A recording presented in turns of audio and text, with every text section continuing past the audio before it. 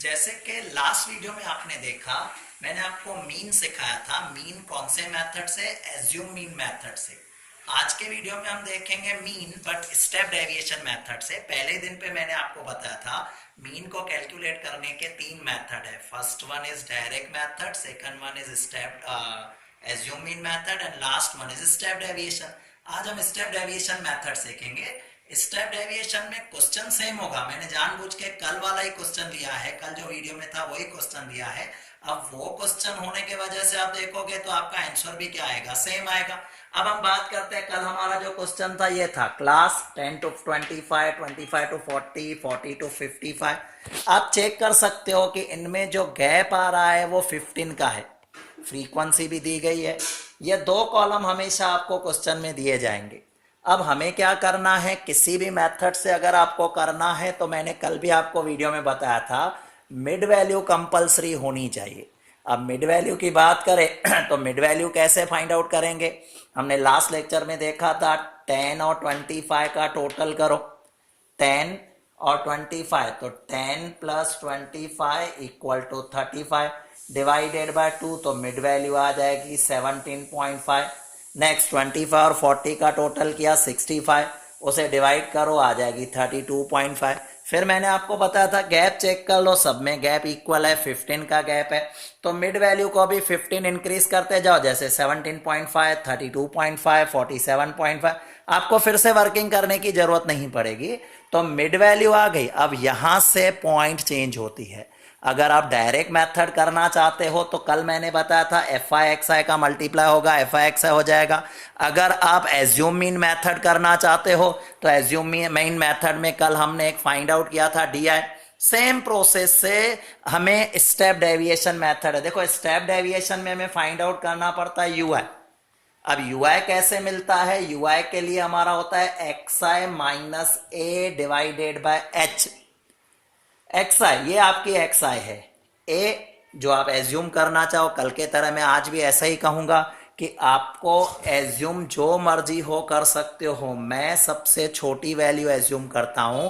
सबसे छोटी value assume करने से बेनिफिट ये रहता है कोई भी नंबर माइनस में नहीं आता है। तो मैंने एज्यूम किया 17.5। यहां पर दूसरा दिखाया गया एच। एच का मतलब होता है इंटरवल, एच का मतलब होता है गैप। आपको जो क्लास दिया गया है उसमें चेक कर लो गैप कितने का है। तो आपने देखा 10 to 25, 25 to 40, 40 to 55, मतलब जो गैप आ रहा है वो कितना आ रहा है? 15 का आ रहा है। तो यहां रखा जाएगा 15। अब एक दो वर्किंग में आपको करके दिखाऊं। जैसे पहली वैल्यू है मेरी 17.5, मतलब एक्स आई की वैल्यू 17.5। 17.5 में से 17.5 माइनस कर लो तो आंसर 0।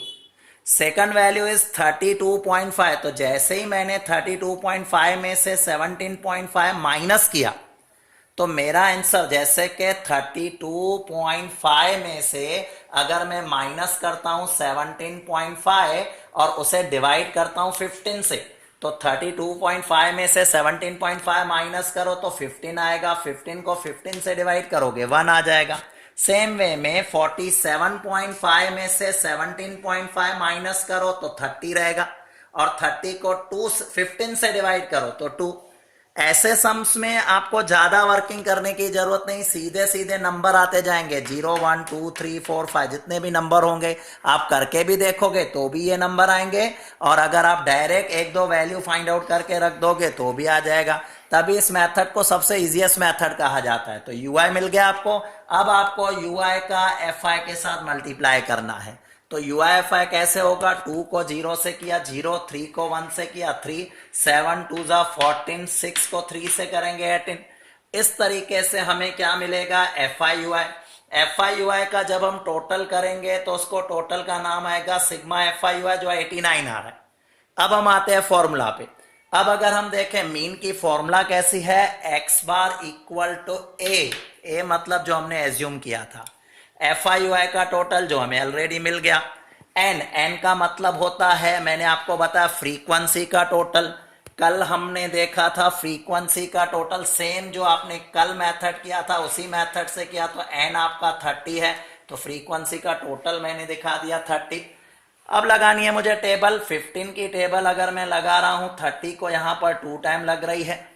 2 की टेबल हम लगा देते हैं, 8 को 4 जा 9 है, वापस आ जाएगा 4 जा, रिमेनिंग रह गया 1, पॉइंट दे देते हैं, 0 रख दिया हमने, 5 जा, तो यहां पर मुझे मिला 44.5 और 17.5 जो हमने एज्यूम किया था, अगर हम दोनों का टोटल करें द आंसर विल 62। तो कल आपने देखा, कल भी 62 आया था क्योंकि यही सम था।